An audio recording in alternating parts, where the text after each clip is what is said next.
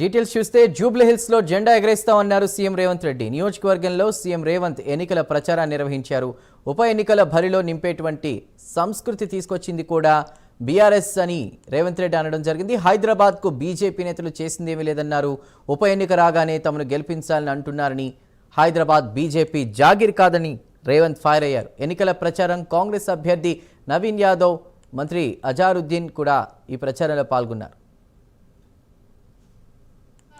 BJP BRS PJR కుటుంబానికి అండగా నిలబడి మరణించిన ఉప ఎన్నికల్లో పీజేఆర్ కుటుంబాన్ని ఏకగ్రీవం చేద్దామంటే ఏకగ్రీవం జాంతా నహి, పీజేఆర్ కుటుంబాన్ని గెలవనిచ్చేదే లేదు అని ఆనాడు పేదోళ్ల దేవుడైన పీజేఆర్ కుటుంబం మీద ఎన్నికల బరిలో అభ్యర్థిని నిలబెట్టింది ఈ దరిద్రపు గొట్టు బీఆర్ఎస్ పార్టీ కాదా? దానికి నాయకత్వం వహిస్తున్న కల్వకుంట్ల చంద్రశేఖరరావు కాదా?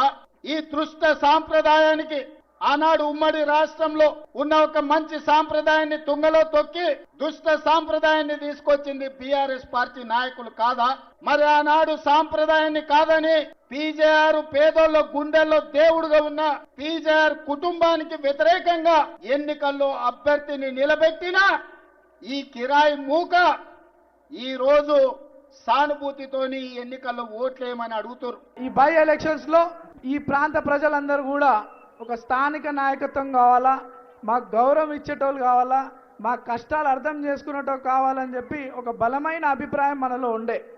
మరి మన అభిప్రాయం మేరకు పెద్దలు ముఖ్యమంత్రి రేవంత్ అన్న, కాంగ్రెస్ అధిష్టానం, మరి మహేష్ అన్న, మీలో ఒకడినైనటువంటి నాకు, మీ కళ్ళ ముందు పెరిగినటువంటి నాకు, మీ బస్తీ పిల్లగానైనటువంటి నాకు ఎంతో నమ్మకంతో మీకు అండగా ఉంటానని, మీ కష్టాలకి కన్నీళ్లు దూర్చేవాడిని అవుతానని, మన ప్రాంత అభివృద్ధి చెందుతానని, అభివృద్ధి చేయిస్తామని, మీలో ఒక ధైర్యం కల్పిస్తానని ఒక ఎంతో నమ్మకంతో నాకు ఈ ప్రజాసేవ చేయడానికి ఒక అవకాశం కల్పించినటువంటి పెద్దలు ముఖ్యమంత్రి అన్నకి, మా పిసిసి మహేష్ అన్నకి, కాంగ్రెస్ అధిష్టానాన్ని అందరూ కూడా पादापी नमस्कारम చేస్తూ 11 तारीख के दिन अब जबरदस्त वोट डालिए और 14 तारीख के दिन जो रिजल्ट है उसमें भी ऐसे रिजल्ट होगा तो फिर से हमारे सीएम साहब यहाँ पे आएंगे और आपसे मुखातिब करेंगे।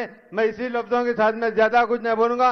मैं उम्मीद कर रहा हूँ कि अब हमारे बहुत होनहार नवीन यादव साहब को आपको भारी मत से जिताना चाहिए।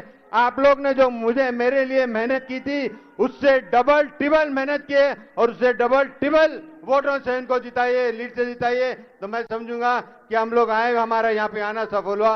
बहुत बहुत शुक्रिया आपका।